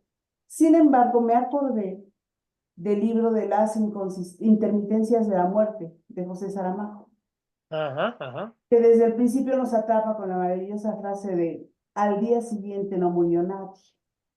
Y ahí comienza la historia de todo lo que sucede en ese país imaginario de Saramago, un análisis de la catástrofe económica, social, de salud, migratoria, industrial, en fin, todo un retrato imaginario de lo que sucedería si de pronto la absurda muerte no existiese.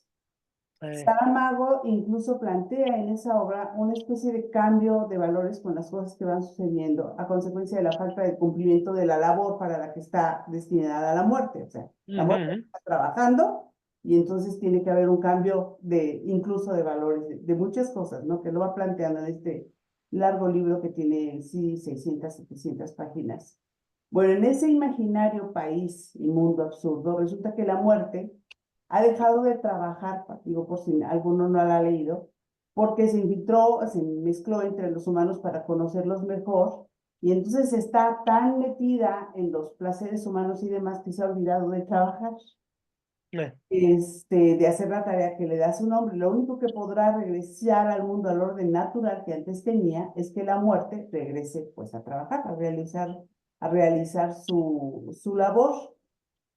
Tras recordar a Saramago, pues, me planteó una nueva pregunta, y ¿es en verdad absurdo que todo este esfuerzo diario de los hombres concluya con la muerte? Sí, pues un Dios es un caso excepcional, él es inmortal según el mito divino, pero ¿y si todos lo fuésemos? Sería mi palabra favorita en este seminario y la que nos entra, pues sería absurdo, Así es, ¿no? Y eso es así todo lo es. que he Sí, reflexionado un poco sobre que alrededor de Kindle, digamos. sí, muy buena lectura, muy exacta, digo yo. ¿Alguien más?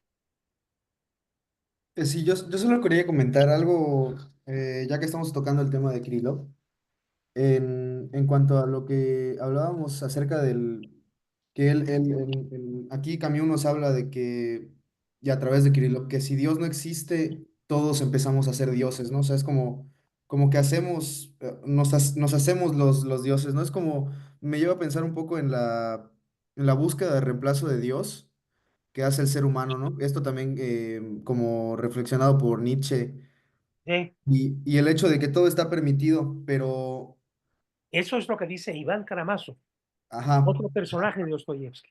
exactamente, Esto dice todo está perdido. exacto, Pero eso y se liga dice, con, si Dios no existe, ¿no? Yo soy Dios, si puedo. Actúo como tal, si puedo. Y eso lo liga a Sartre, es decir, el ser humano, para afirmarse a sí mismo, en su libertad, busca dominar y aplastar al otro. Y si no, se somete al otro, baja la cabeza, se pone a servir al otro para conseguir a cambio protección. ¿Y qué puede sacarnos de esto? Sartre va a plantear la revolución en la que finalmente no cree, porque después de la revolución, otra vez volverá la cotidianidad y la lucha de libertad. Se vuelve un callejón sin salida. Adelante. sí, lo que me sonó es que como que veo aquí en Camus el cierto nacimiento del pensamiento que luego que luego como que plasma totalmente en el hombre rebelde, ¿no? O sea, el hecho de que si bien podría ser que el nacimiento de este sentimiento de ser dioses es algo bueno, podría también terminar derivando en puedo hacer lo que yo quiera. Y Ajá, como en el Marqués de Sade terminas haciendo el mal, porque es lo que tú quieres hacer, bien, ¿no? Terminas sometiendo. Entonces yo creo que me llamó mucho la atención a pesar de haber sido 9 años antes de la publicación del Hombre Rebelde, cómo esta idea ya está implantada en el pensamiento y cómo se termina desarrollando, pues muy bien en las circunstancias de la época, ¿no? O sea, esta crítica al comunismo que también llegó a ser. Y nada, se me hizo muy interesante. sí. Yo creo que nos pone en el corazón mismo, de nuestro tiempo. Mira la cantidad de barbaridades que están pasando, de vuelta de los terrorismos, de los asesinatos irracionales, sin caridad, sin piedad, la ley del más fuerte, a lo bruto. Porque si no hay si no se genera una moral interior, no, toda la policía que quieras no será suficiente para contener el horror. ¿Por qué no surgen barbaridades a lo largo de los siglos en los pueblos de México, por ejemplo? Porque las personas tenían sus ideas y creencias, sus rituales comunes, tenían conciencia de que se necesitaban los unos a los otros. Cuando esto ya no se da, entonces lo que busco es ejercer, si puedo, mi dominio o someterme por miedo. Esto que estamos viviendo ahora en los campos de horror que se están descubriendo en México era impensable en el México de los 50, de los 60, etc. Impensable. No se daba. Siempre habría algo excepcional, algún crimen excepcional, etcétera, pero era excepcional. Mira, por ejemplo, cuando yo pienso en lo que es la ciudad de Uruapan actualmente, digo, es que no puede ser. Yo pasé muchas vacaciones en Uruapan. Podía irme a comer carnitas en la noche, darme la madrugada, seguir caminando con una tranquilidad, con una seguridad, con un sentir que cualquier prójimo que pasara, si algo me pudiera suceder, ese prójimo me iba a auxiliar. Era una seguridad interior, una confianza básica. Cuando pienso lo que se ha vuelto hoy en día Uruapan, hablo de Uruapan porque ahí pasé vacaciones, y muchas, pero podría hablar de prácticamente cualquier lugar hoy en día en el país, y esto es muy triste. Pero ¿cómo se va a remediar? Es que nada lo va a arreglar, ni aún toda la policía del mundo, sino aparecen razones para vincularnos. Yo creo que ese es debe ser una gran preocupación de nuestros comunicadores aquí y ahora. ¿Qué se puede aportar para encontrar, para hallar formas hondas de vinculación? No de pura exteriorización, ¿no? Hace poco alguien un ex alumno mío que vive en Madrid, me mandó que es un caso muy conmovedor, porque su esposa es española, vinieron a México, y para ganarse la vida, mientras él encontraba un trabajo, ella entonces no tenía. En México era muy difícil que a un extranjero le dieran un permiso para trabajar. Ella puso un puesto para vender jugos de naranja afuera de un metro sobre la calzada de Talpa. Y así estuvieron vendiendo jugo de naranja para poder vivir. Y finalmente ella le dijo, oye, tenemos más seguridades allá, ¿no?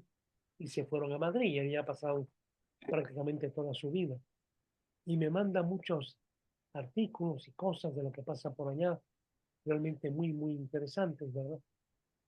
Él ve un gran vacío, por otro lado, por allá, pero no han llegado estas formas que llegarán, ¿eh?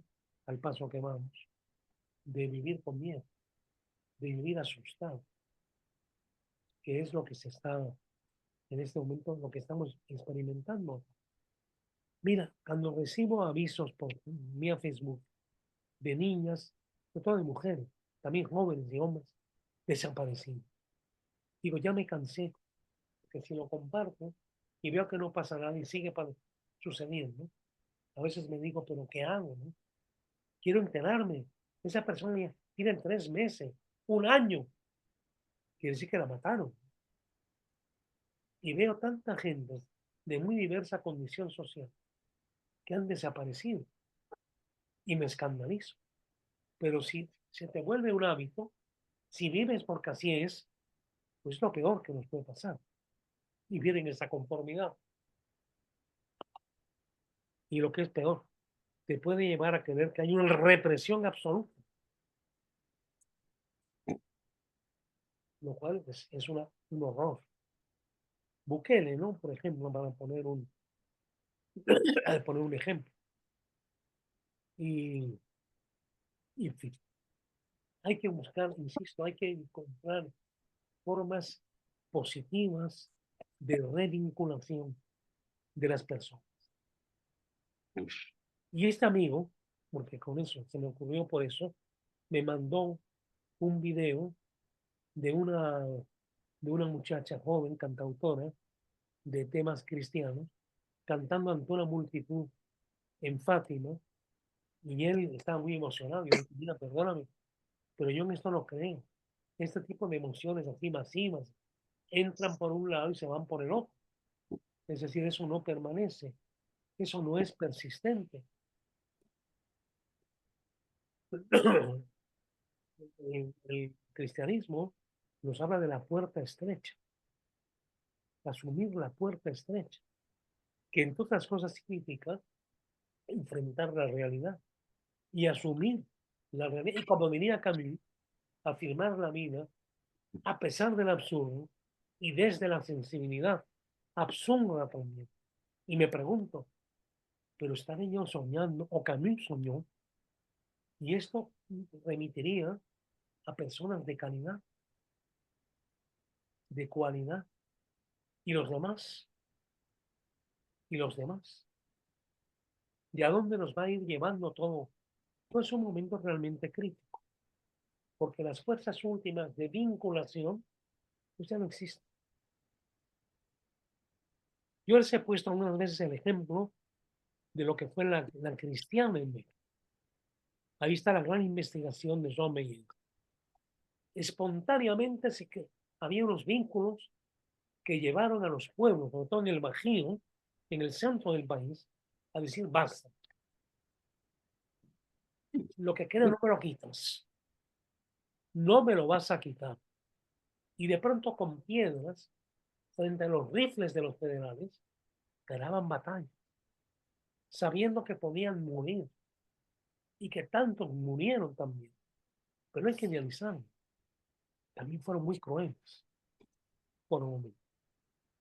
Es decir, toda totalización, mitificación, pues es un modo de engañarse a sí mismo. No, yo creo que la lectura de Camus es cada mes más importante. Bueno, mire, la semana que viene, aparte de acabar lo que no acabamos hoy, la semana que viene nos tocaría del mito de Sísifo, perdón, del hombre rebelde, discutir el capítulo revuelta, revuelta y arte. Revuelta y arte. Sí les pediría que trajeran un informe de esta lectura para que lo discutamos aquí. Revuelta y arte. ¿Sí? Y en el hombre rebelde. Espero que puedan conseguir sin problema el libro, que todavía se pueda conseguir, ¿verdad? En fin. Bueno, yo tengo que terminar porque ya la voz se me está apagando. Perfecto, Paco. Pues estamos a buen tiempo, son 10 minutos antes de las 10, así que si están de acuerdo los demás, podemos cerrar la sesión de hoy. Sí, Adelante, sin problema. Sí, claro. quería decirles que quiero plantear también, lo había pensado para hoy, un documento que me han mandado, una reflexión de un periodista, de un periodista español, una reflexión muy honda sobre, a propósito de lo que dije de Macron frente al canadiense, de, de lo que algunos europeos están experimentando en este momento, la recuperación de sus señas de identidad. Recuerden ustedes que después de los horrores de las dos guerras, si algo les quedó claro, es que eso no debía volver a pasar y que si Europa quería aportar su experiencia al mundo, tenía que unirse. Y se unió, conservando cada lugar su diferencia. España seguía siendo España, Francia, Francia, Inglaterra, Inglaterra. Dentro de España, el País Vasco, Cataluña, Andalucía, pero con la conciencia de ser europeo. Y en el caso aún de los catalanes, de saberse que eran españoles también, la mayoría, porque eso lo muestran los estudios que se han hecho. Entonces, me interesa que vean este texto de un europeo desesperado, que de pronto siente la necesidad del reencuentro con lo verdaderamente genuino y diferenciante del espíritu europeo, que ha pasado por guerras horribles, que hicieron también cosas horribles. Podemos hablar de efectos hechos en la conquista en América, hicieron cosas muy terribles, y también cosas muy luminosas. La gran literatura que se dio en la Nueva España, el gran teatro, la gran poesía, una Sor Juana Inés de la Cruz, que dijo las cosas quizá más hondas de tantas cosas y de tantos temas. ver toda la complejidad de las cosas. Lo peor es creer que las cosas son simples, que las cosas son sencillas y que se pueden solucionar a base de palabras y decretos, lo cual es la ruta absolutamente equivocada. Duele de pronto leer, duele mucho leer a Camus porque la tarea que nos toca es, todo usted, yo ya tengo 83 años, es muy ardua, es muy dura y muy necesaria. Todo. Bueno, pues, gracias y nos vemos el próximo julio. Gracias, Buenas noches. Buenas noches. Gracias, Paco. ¿Y cuál era el texto que nos ibas a proponer? El hombre rebelde, el capítulo que se llama Revuelta y Arte. Ok, Revuelta gracias. y arte, ¿sí? ¿Y el artículo del europeo este que estabas comentando? Sí, ese se los voy a... a ver si te lo puedo enviar. Sí, Espero tenerlo todavía en la computadora, ¿eh? sí, Ok. yo te escribo para preguntarte. Órale, muy bien. Perfecto, Gracias, que Paco. descansen. Buenas noches. Gracias, buenas noches. Buenas noches. Gracias, Excelente buenas noche. noches. Muy buenas noches. Gracias, Buenas Paco. noches. Gracias, Paco. Gracias a ustedes. Cuídese. Bien. Dios. Dios. Adiós.